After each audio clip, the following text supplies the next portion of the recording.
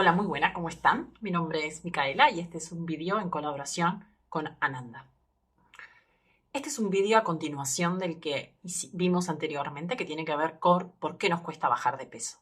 Hoy vamos a centrarnos principalmente en cuáles son esas hormonas para poder nosotros descifrar cuáles son nuestras trabas para poder bajar de peso y poder conseguir ese cuerpo que queremos.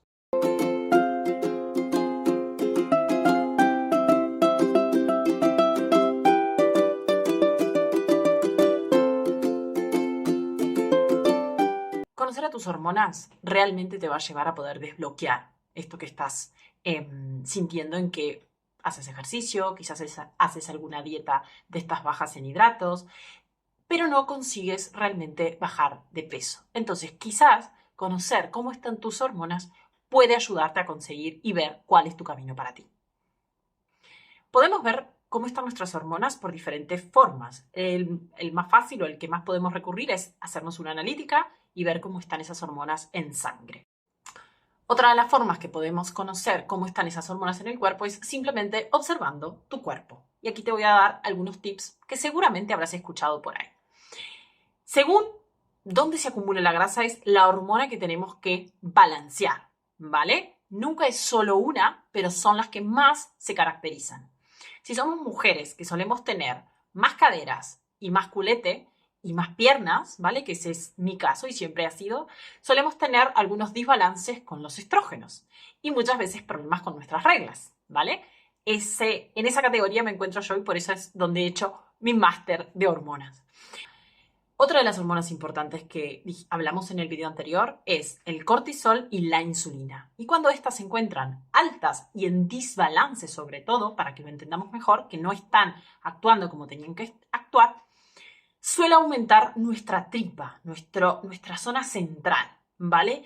Y esta es una grasa que encima pues es un poco más riesgosa y peligrosa porque se encuentra distribuida entre nuestros órganos. No es tan subcutánea como la que está en las piernas, pero sí que es una grasa visceral que está entre nuestros órganos y por eso pues no es una grasa muy sana, al revés, es una grasa pues que si está en aumento más de lo normal, pues deberíamos accionar, pero teniendo en cuenta estas hormonas. Por lo tanto, la alimentación va a ser muy diferente en ese tipo de cuerpo que en un cuerpo donde el culete y las piernas pues estén más altos. ¿Por qué es tan importante entender que nuestro cuerpo está diseñado para moverse? Porque cuando nuestro estilo de vida es demasiado sedentario, y demasiado sedentario hablo de nuestro día es poco activo. No basta con ir 1 hora al gimnasio al día. Necesitamos movernos. Yo prefiero una persona que tenga una vida más activa que pueda disponer de 1 hora de ir al gimnasio. ¿Vale? Pero eso lo podremos ver en otro vídeo, cuáles son esos ejercicios más específicos. Pero lo que sí es importante es que la masa muscular va de la mano de tu calidad de vida. Yo siempre les digo que la masa muscular es tu seguro de vida. Entonces, ¿qué pasa si yo me muevo poco y no hago el ejercicio suficiente? Es que mi testosterona está baja, que es la hormona que hace que nuestro cuerpo aumente nuestra masa muscular. Aunque las mujeres tenemos menos que los hombres, sin duda que la tenemos y la debemos activar. La mayoría de las veces que tenemos sobrepeso, nuestra testosterona está baja.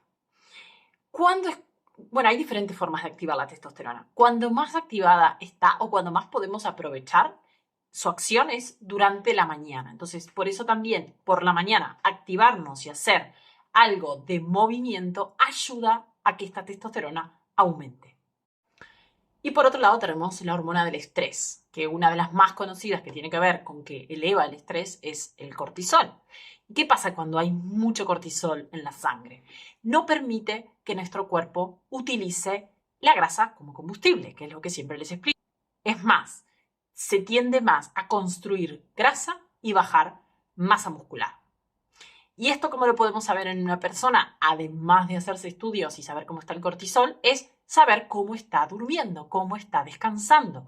Una persona que no suele descansar bien, que no tiene una buena calidad en el sueño, suele pasar que su cortisol no logra disminuir y activarse todas las demás hormonas que también influyen. Entonces aquí también puedes fijarte cómo estás durmiendo y cómo está siendo la calidad.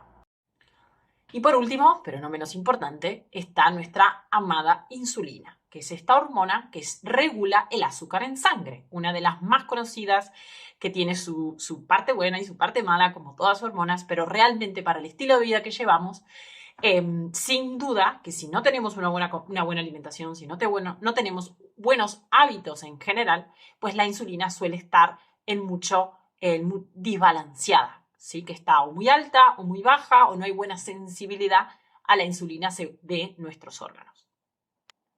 ¿Qué pasa cuando tengo la insulina alta? Que suele pasar la mayoría de las veces en personas que tienen sobrepeso, es que el cuerpo tampoco es capaz de utilizar esa grasa como combustible, porque suele ir a un combustible más rápido, ¿sí? Que es el azúcar, transformar la comida en reservorios de azúcares. Las personas que comen muchas veces al día y que tienen mucha hambre y que les suele gustar lo dulce, pues solemos tener desbalance con nuestra insulina.